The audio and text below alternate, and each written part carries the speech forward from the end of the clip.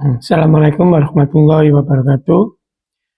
Perkenalkan, nama saya Hadi Sucipto, Eskom Mkom, dosen tetap di Universitas Hasyim Asy'ari, khususnya di Fakultas Teknologi Informasi.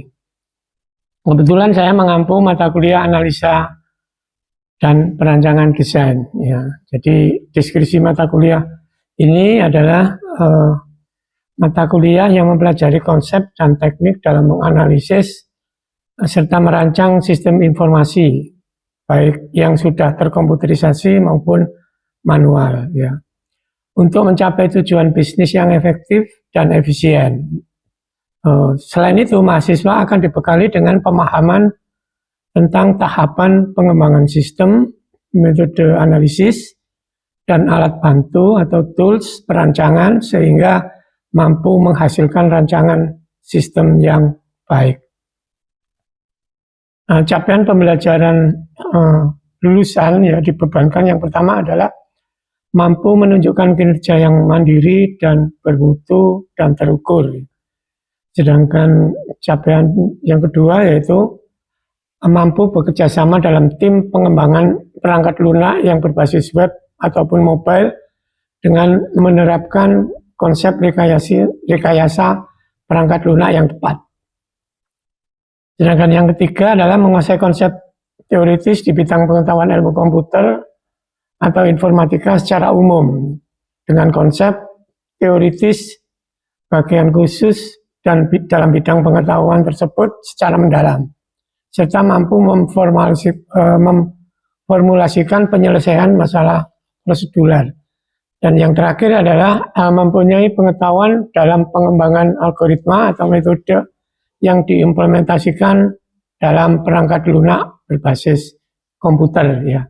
Topik bahasan pada mata kuliah ini yang pertama adalah konsep dasar sistem informasi, sedangkan yang kedua metode pengembangan sistem, yang ketiga adalah analisis sistem, terus analisis kebutuhan sistem, analisis kelayakan sistem, pendekatan perancangan terstruktur dengan data flow diagram, pendekatan perancangan terstruktur dengan data model, terus balance of model, pendekatan perancangan berorientasi objek, perancangan sistem berorientasi objek dengan UML ya, nanti yang kita pelajari use case, sedangkan yang kedua adalah pendekatan activity diagram dan class diagram. Sedangkan topik bahasan yang terakhir dalam mata kuliah ini adalah pengembangan sistem dengan model agil. Nah, aturan untuk sistem penilaian mata kuliah ini ada tugas 30%, partisipasi 30%, UTS 20%, dan UAS 30%. Untuk metode pembelajarannya kita yang pertama adalah ceramah, 2 presentasi dan diskusi, terus yang ketiga adalah kuis, yang keempat yang paling penting adalah project based learning ya, dan yang terakhir adalah nanti di akhir semester itu ada studi kasus. Nah, berikut ini adalah video pembelajaran mata kuliah analisa dan perancangan sistem untuk pertemuan 4 dengan pokok bahasan analisis kebutuhan sistem. Selamat menyaksikan. Assalamualaikum warahmatullahi wabarakatuh. Waalaikumsalam. Oke, menyambung pertemuan 3 kemarin ya di mata kuliah analisa dan perancangan sistem. Kemarin yang di pertemuan 3 kan kita sudah bahas kelemahan sistem yang lama ya. Nah, untuk hari ini di pertemuan 4 ini kita membahas tentang analisis kebutuhan sistem ya.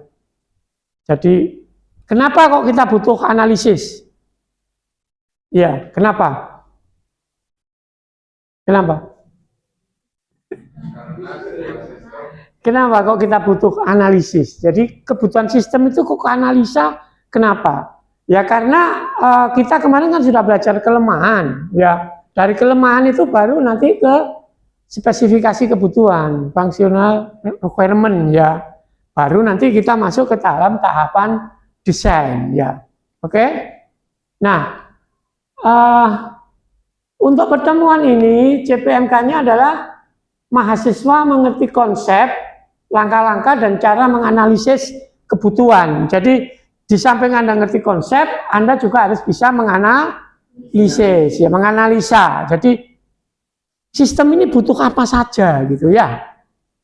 Nah, untuk indikatornya di RPS itu kan ada indikatornya. Jadi ketepatan mahasiswa dalam memahami, menganalisis dan menjelaskan konsep dasar kebutuhan fungsional ya. Sedangkan yang kedua adalah menjelaskan konsep dasar melalui analisis kebutuhan non fungsional. Jadi kan intinya kebutuhan fungsional itu kan dua, functional requirement dan non fungsional ya. Jadi non functional requirement. Nah, itu indikatornya. Nah, di pertemuan 3 kemarin ya, di pertemuan 3 kemarin kan kita sudah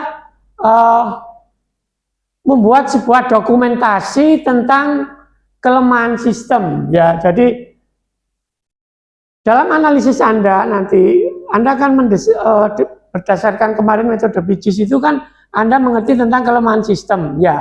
Dari sini baru kita masuk ke dalam sistem requirement. Jadi kebutuhannya apa software yang kita bangun itu ya. Perangkat lunak yang kita bangun itu seperti apa. Nah, itu kita butuh namanya sistem requirement. Nah ya, selanjutnya jadi sistem requirement itu apa? Jadi tujuannya adalah untuk memahami dengan sebenar-benarnya kebutuhan dari sistem baru dan mengembangkan sebuah sistem yang memadai kebutuhan tersebut gitu. Jadi intinya itu. Jadi sistem requirement itu harusnya jadi kebutuhan fungsional atau jenis kebutuhan yang berisi proses-proses apa saja yang nanti kan dilakukan oleh sistem gitu ya. Namanya juga fungsional ya. Nah, ini berisi apa? Kebutuhan fungsional itu berisi informasi-informasi apa saja yang harus dihasilkan oleh sistem. Jadi intinya ada 3. Apa itu? Apa itu? 3. Jadi fungsional itu intinya nanti itu ada 3, yaitu input, proses, output. Itu yang jadi kunci. Jadi nanti ya. Nah, itu kata kuncinya. Nah, sedangkan non-functional requirement itu lebih cenderung ke operasionalnya. Ya, jadi kinerjanya seperti apa nanti yang kita bangun. Jadi semacam platform gitu ya. Jadi kita butuh apa saja. Nah, lebih cenderung ke hardware sebetulnya. Keamanannya seperti apa gitu ya. Keamanan sistemnya seperti apa. Itu non-functional requirement. Jadi saya tadi sudah bilang bahwa functional requirement itu intinya ada 3 ya. Apa saja? Input, proses, output. Itu wajib ya. Itu wajib hukumnya. Nah, seperti ini masuk apa ini? Sistem harus dapat melakukan entry buku yang berhubungan dengan pendataan buku. Jelas ya. Berarti itu apa itu? Input ya. Terus yang kedua, pengguna bisa menambahkan koleksi buku baru yang akan dikeluarkan. Itu juga input. Jadi semua itu di sini input, tetapi inputnya itu dibagi menjadi 2 proses besar di sini. Ya, ada sistem, ada dapat pendataan anggota, itu kan input juga. Jadi detail ya, cara membuat functional requirement itu harus detail. Kenapa kok detail? Karena nanti itu functional requirement itu nanti arahnya adalah ke desain ya. Jadi bagaimana Anda mendesain suatu sistem kalau kebutuhannya aja tidak jelas ya. Jadi seperti itu. Jadi banyak kasus-kasus di kita itu mau di magang, mau di deskripsi itu seperti itu. Pas ditanya functional requirement-nya itu paling ditulis cuma berapa baris gitu. Sedangkan sistem itu kan event besar. Ya, eventnya besar, makanya dia harus detail sekali. Jadi nanti bisa disinkronkan dengan desain. Nah, nanti desain itu kan ada dua model ya, dan ada terstruktur dan ada berbasis objek. Itu nanti di pertemuan selanjutnya, ya, di pertemuan 6 mungkin nanti ya. Jadi itu. Nah, terus saya tadi bilang selain input itu juga ada proses. Ya, nah proses itu model seperti ini. Jadi pengguna dapat mencatat transaksi peminjaman, itu kan sebuah proses dalam sistem. Artinya yang tadinya itu data master kita gabungkan menjadi sebuah proses gitu. Proses itu ya namanya juga proses. Sistemnya itu bisa ngapain gitu. Nah, itu yang dinamakan dengan proses. Ya, salah satu contohnya kalau kasusnya itu perpustakaan itu kan ada peminjaman dan pengembalian. Ya, itu pengembalian. Jelas ya. Jadi namanya requirement itu ya model seperti itu. Nah, ini juga ada, nanti didetailkan. Jadi proses besarnya sebetulnya bubble-bubble-nya itu ada sekitar 5 ya. Tetapi mana itu input, mana itu proses, dan mana itu output ya. Nah, ini adalah sebuah contoh proses. Jadi proses itu kan model.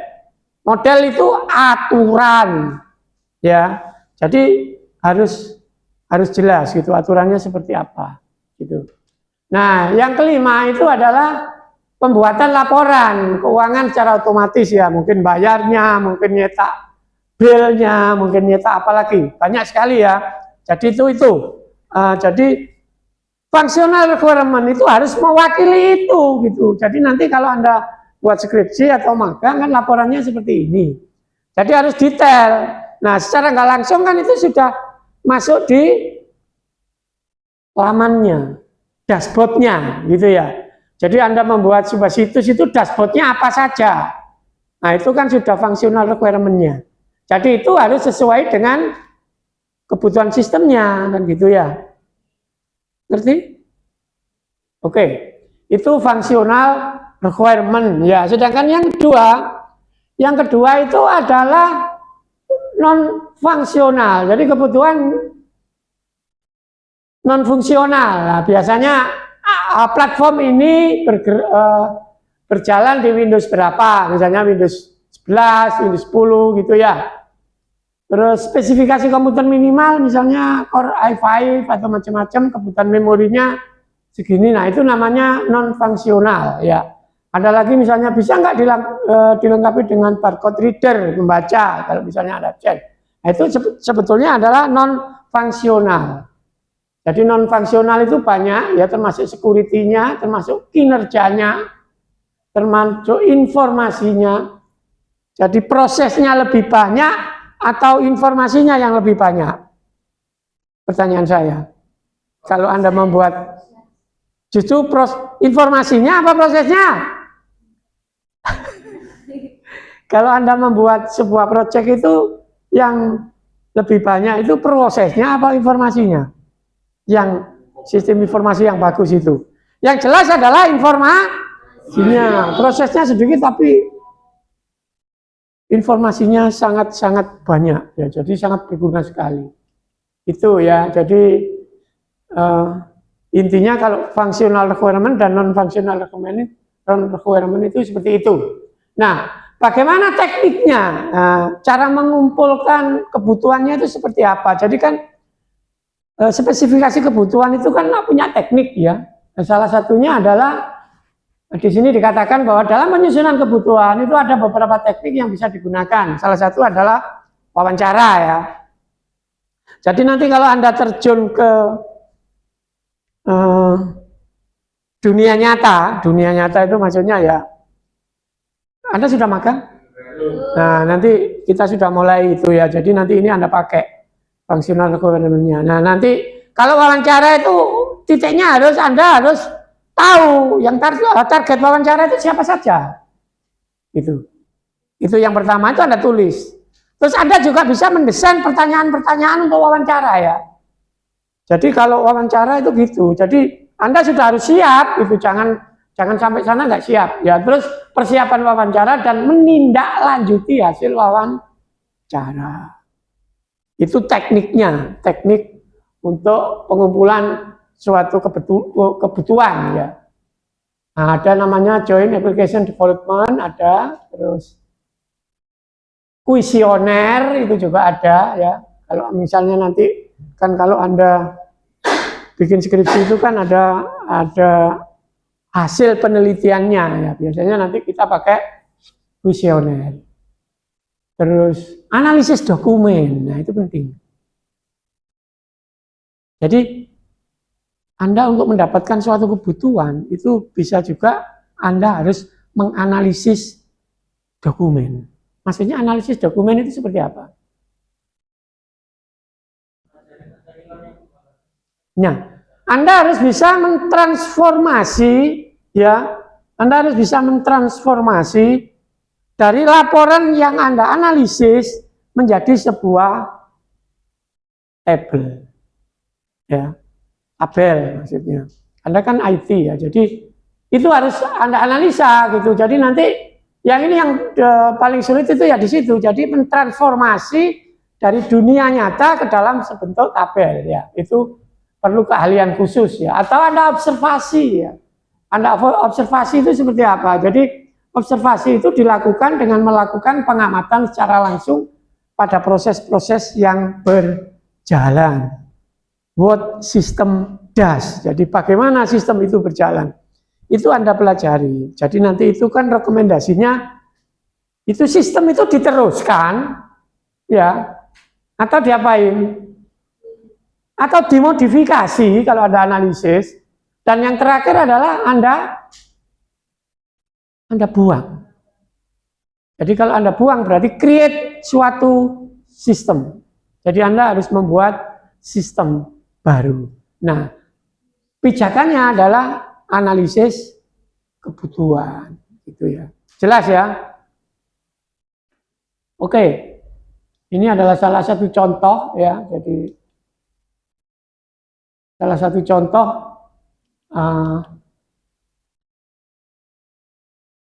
kasus ya. Jadi kan ini nanti ada kasuistik ya. Jadi kalau saya lebih cenderung nanti outputnya itu Anda harus membuat sebuah report tentang analisis kebutuhan, yaitu fungsional dan non-fungsional requirement. Nah ini adalah salah satu contohnya. Jadi nanti ingat ya kalau Anda magang atau kerja atau skripsi ya, jadi kalau Anda membuat analisa kebutuhan itu harus ada input, ada proses, ada output, itu wajib ya. Nah, untuk prakteknya itu seperti ini tugas praktikum kita hari ini. Coba Anda lihat di komputer. Ya. Ada pertanyaan? Ada pertanyaan? Apa?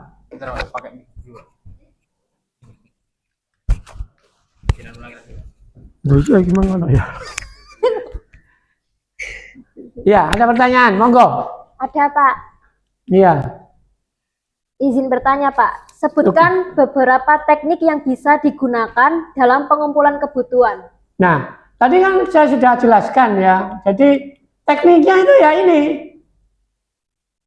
Jadi tekniknya itu salah satunya adalah wawancara, ya. Terus apalagi selain wawancara? Apalagi? Selain wawancara adalah pakai CAD ini, pakai CAD ini, Joint Application Development. Jadi nanti ada fasilitatornya, macam-macam ya. Jadi masalah-masalah teknik pada wawancara. Jadi satu meja gitu ya, namanya juga joint. Terus mungkin ada lagi kuesioner, ya. Kuesioner itu yang paling penting. Jadi Anda nebar kuesioner kepada user atau kepada pengguna sistem nanti, Bu kira-kira butuhnya sistem ini apa saja. Nah, nanti baru nanti dikumpulkan satu persatu per item, mana yang masuk di input, mana yang masuk di proses, mana yang masuk di laporan, ya outputnya itu apa. Selain itu juga dokumen tadi ya, analisis dokumen. Karena di lapangan itu kan jarang kita langsung file gitu ketemunya. Paling juga laporan kan. Laporan. Nah, laporan itu nanti Anda mentransformasi dari laporan-laporan itu menjadi sebuah objek ya. Jadi ditransformasi itu memang tugas seorang analis sistem. Jadi makanya analis sistem itu nggak gampang ya. Jadi seorang analis sistem itu biasanya harus jadi programmer. Dari programmer sudah berpengalaman baru ke analis sistem ya. Seperti itu. Terus juga observasi ya. Jadi teknik observasi ya. Jadi observasi itu adalah pengamatan secara langsung pada proses-proses yang berjalan gitu ya. Oke. Untuk pertemuan ini ada dua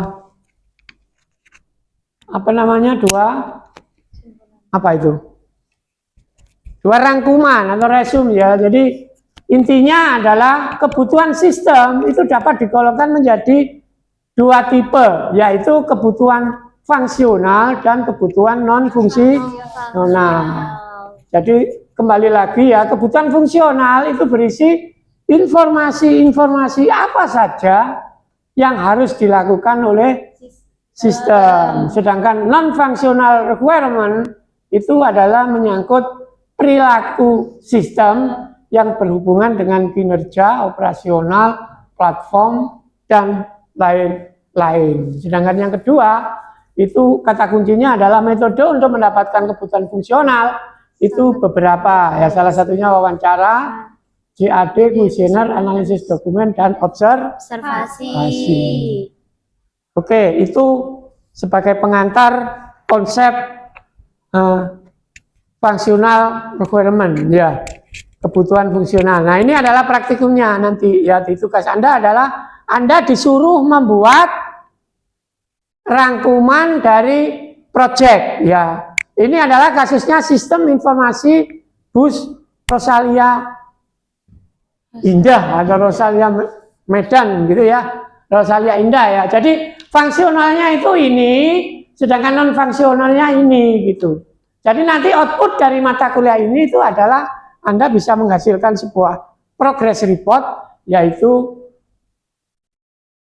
membuat sebuah kebutuhan fungsional atau kebutuhan non fungsional. Bisa dipahami? Coba Anda lihat di ini filenya Excel, ada kan? Tadi saya sudah lihat. Ada pertanyaan dari situ?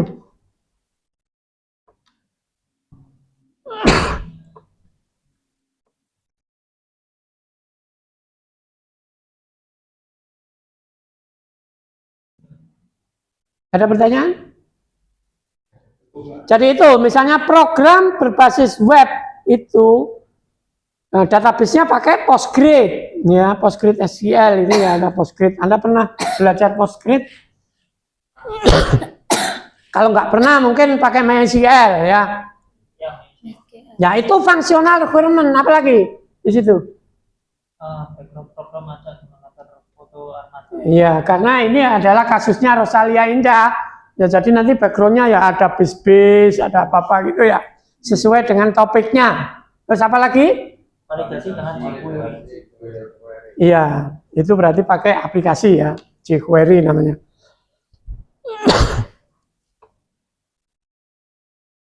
Sudah cukup? Bisa dipahami tugasnya? Nah, nanti tugasnya Anda membuat sebuah kebutuhan fungsional ya. Nah, modelnya nanti seperti ini ya, kasusnya bebas, tapi harus berbeda di setiap mahasiswa ya. Mungkin untuk minggu depan ya. Oke, pertemuan minggu depan. Jadi minggu depan itu kita bahas tentang, kita sudah mulai desain ya. Artinya perancangan. Tapi perancangan itu harus sesuai dengan ini gitu. Harus sesuai dengan kebutuhannya. Karena dia kan nanti di cross. Ya. Jadi analisa kebutuhannya seperti ini, perancangannya seperti ini. Jadi harus Terus klop. Klop. Apa? Aduh. Satu. Nyatu. Cocok. Iya, harus pas. Pas. Ya. Itu harus ya. Jadi kalau Wajib. Anda desain itu harus sesuai dengan kebutuhannya. Jangan desainnya seperti ini, kebutuhannya nggak nyambung, gitu ya. Ada pertanyaan lagi untuk pertemuan hari ini? Saya Pak, Iya, apa? mohon izin bertanya. Sebutkan beberapa teknik yang bisa digunakan dalam pengumpulan kebutuhan. Oke, tadi sebetulnya sudah dijelaskan ya. Jadi teknik kebutuhan pengumpulan untuk analisa kebutuhan itu ada beberapa teknik ya atau beberapa cara ya. Salah satunya tadi adalah wawancara ya. Jadi wawancara itu adalah kebutuhan yang teknik yang paling umum ya. Jadi nanti kalau Anda wawancara itu Anda harus memilih target ya. Yang saya wawancara itu siapa. Terus yang kedua adalah mendesain pertanyaan-pertanyaan untuk wawancara. Jadi Anda harus siap ya.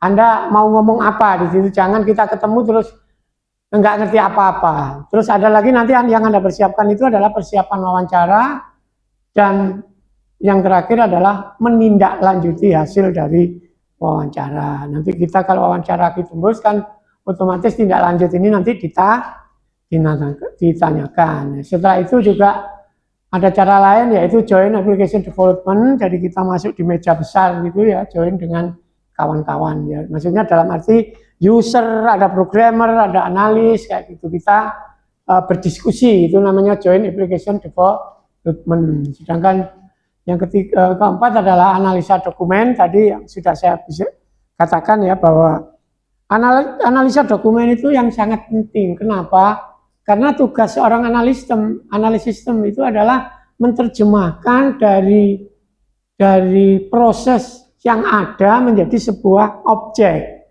Artinya nanti menjadi sebuah file-file, menjadi sebuah proses kan gitu. Analisis dokumen itu seperti itu. Dan juga yang terakhir adalah observasi, yaitu dilakukan pengamatan secara langsung pada proses-proses yang sedang berjalan. Gitu. Intinya tuh itu. Oke? Cukup? Ada pertanyaan lagi? Cukup ya?